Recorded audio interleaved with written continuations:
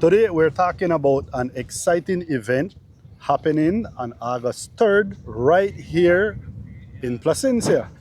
The Battle of the Paddles, a race for the environment, fun for the whole family, and a call to protect our precious lagoon. Joining me is Mr. Ian Yearwood, one of the key people behind the event. Mr. Yearwood, thank you for joining us here at Visit Placencia. Let's get right into it because I know you're very busy. Sure. What is Battle of the Paddles and what inspired this event? Good question. Hi, viewers. Thanks, Charles, for allowing us the space to speak about this amazing event. We've been calling it events, and to tickle the interest of those people who don't know, the Battle of the Paddle is a racing event, as the name would suggest, paddles. But not just your regular canoe race, it's a multiple vessel race. We have actually 4 vessels, 4 different subcategories that we are racing under. So it is a paddle event. It is happening on August the 3rd, just in a few weeks. And this event is going to be held and started at Ground Zero. We'll be hosting it on the point in Placencia, right off by the dock, where we are inviting families out.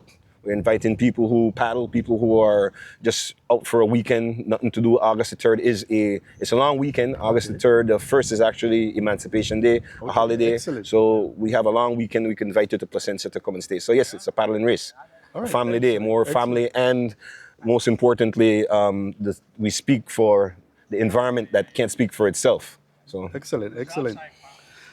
You already touched on this, but you can maybe go a little bit in more elaboration. What can people expect on race day? What are the different events or categories?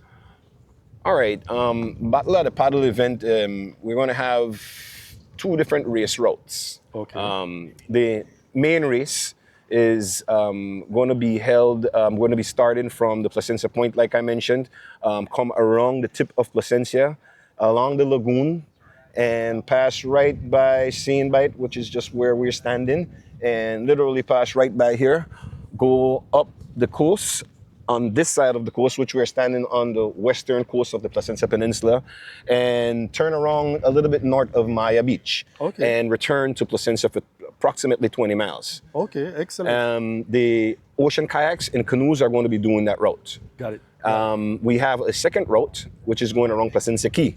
Most people are familiar with Placencia Key. As this race leaves, for the people who are going to want to be entertained by another race, we're going to have paddling boards and sit-on-top kayaks paddling around Placencia Key. And that's basically 1.5 miles going around the key 1 lap. So paddle boards are going to be doing 1 lap around the key, and the sit-on-top kayaks are going to be doing 2 laps around the key for approximately 3-mile race, which is encouraging more of the people who we won't consider serious paddlers. You know, your avid paddlers, people who just want to come out, recreate, have fun. That is the reason why we designed that route for those people. So people with Oh, boats, people they with- can tag along if they like, Yeah, right? definitely. If you have a boat and you're on the peninsula and you don't have anything doing on August the 3rd, you could bring your boat out. And what we are encouraging people to do is to anchor their boat along the race route, Okay. which will be generally marked. Find your spot, bring your ice box, your music, your crew, and you could watch the race from your boat. In regards to boat being out, it is a boating event, it's a water event. I also like to ask those boaters to consider wake during the race. That's Safety. pretty much important for the paddlers, right? So consider your wake whilst moving up and down if you're following the race, if you're going with the path of the race, we'd like you to go extremely slow. So I must say that to boaters, but yes, we encourage boaters to Okay. come out. Excellent, excellent. Tell us about the family fun day at the Point Beach.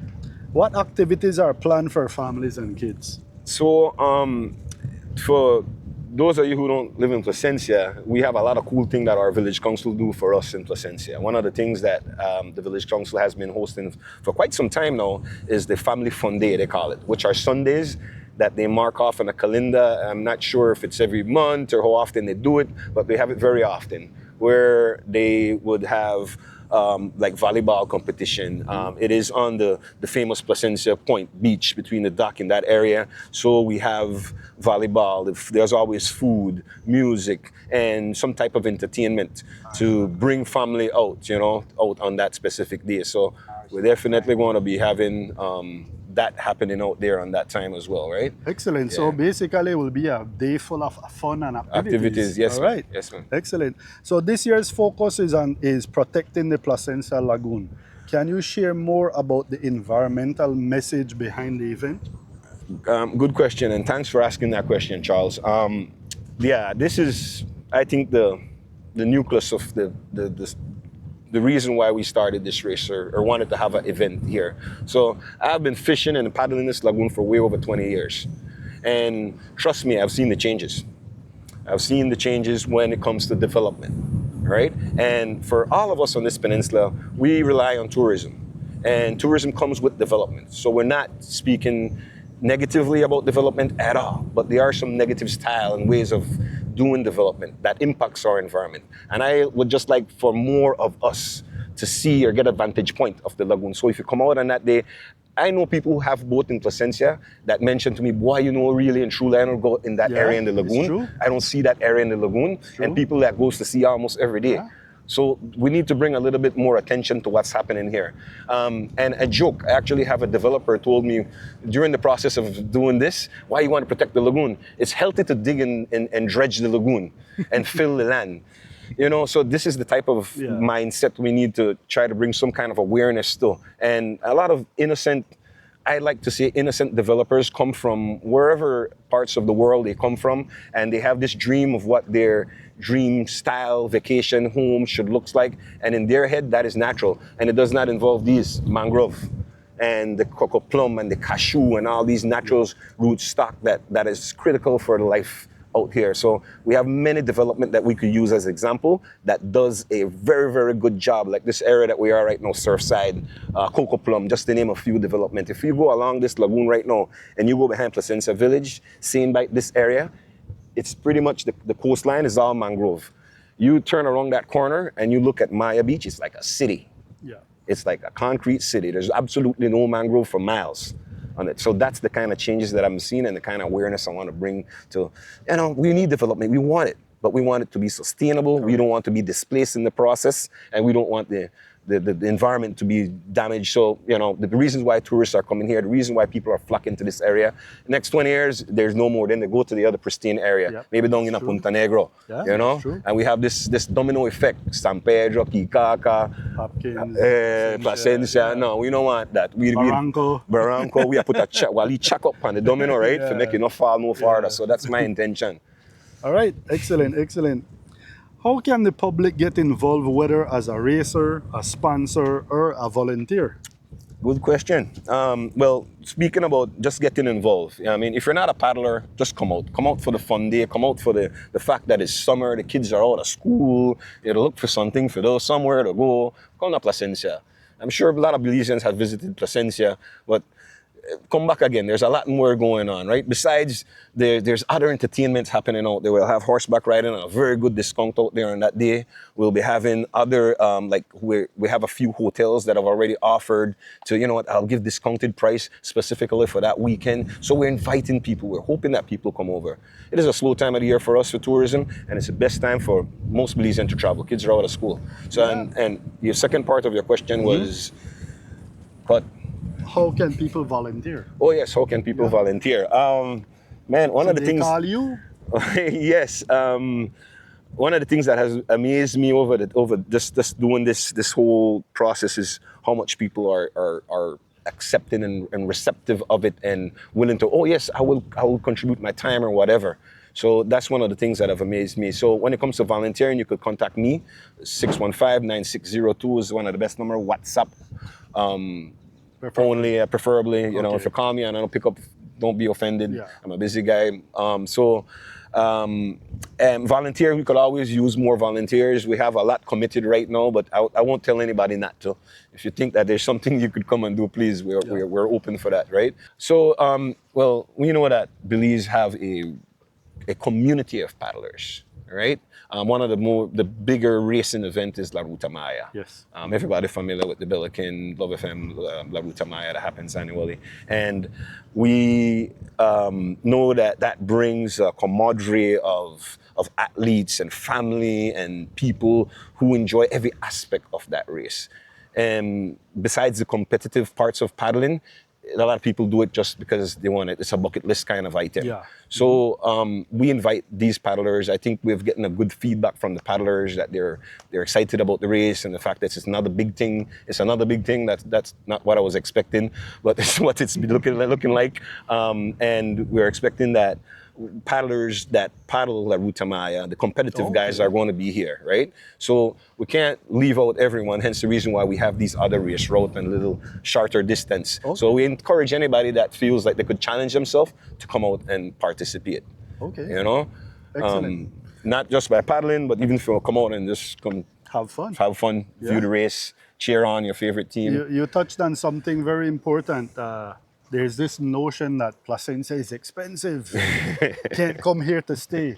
Actually, as you mentioned, a lot of accommodation places on the peninsula are having green season specials. So just check them out, give them your favorite hotel accommodation a call, and who knows, maybe they have some really nice discounts so that you can afford to come down to Placencia and experience this awesome event.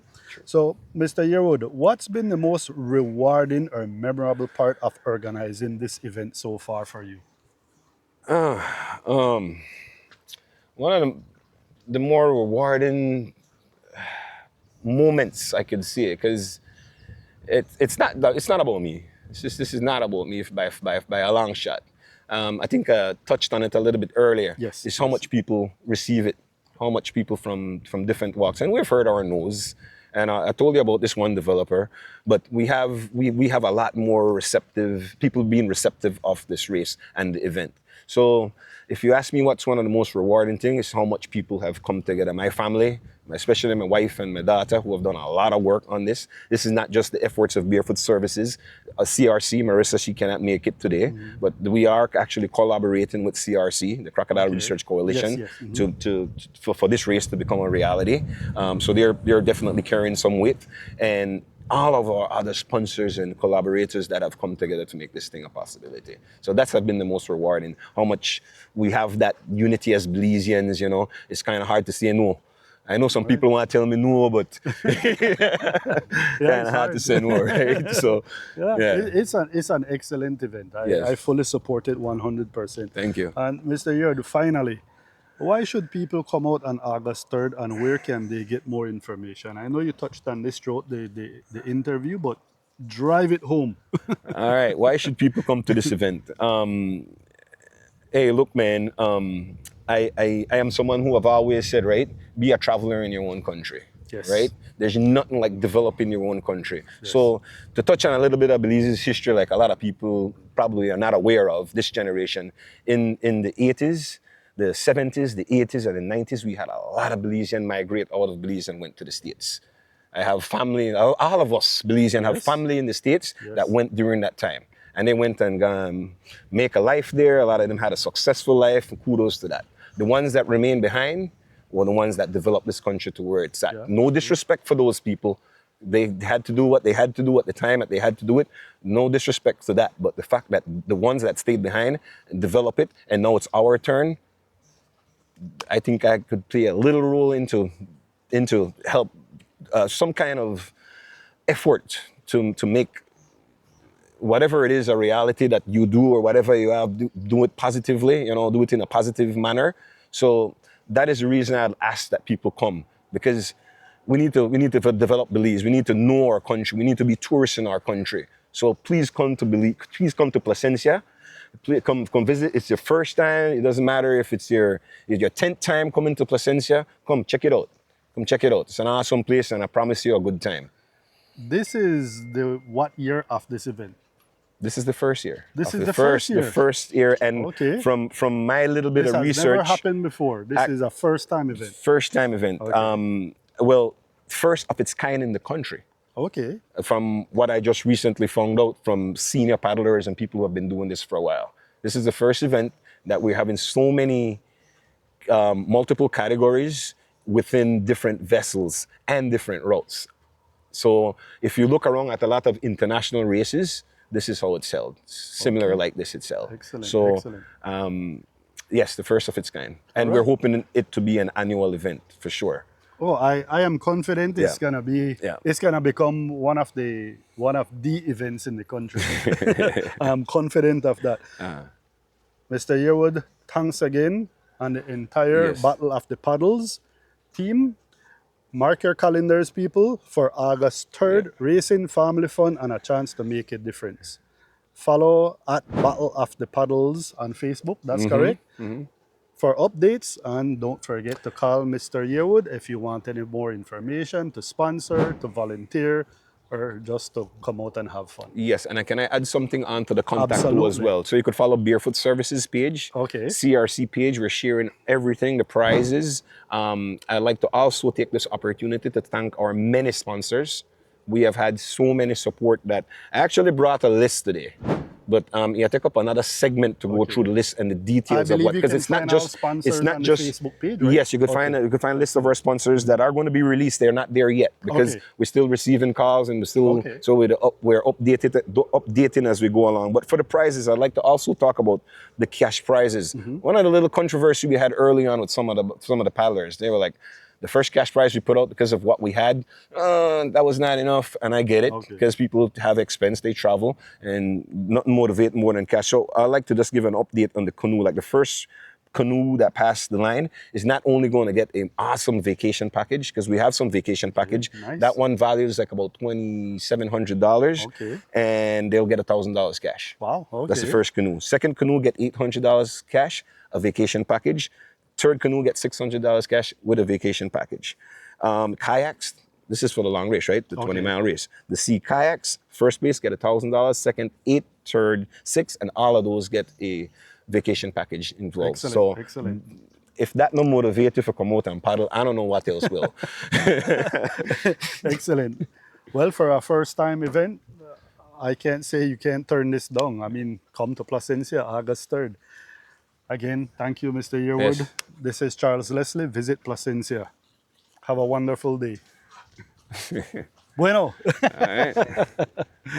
Thank you, thank you. Yeah, yeah. All right. I'm not used to that thing, man. No, man, you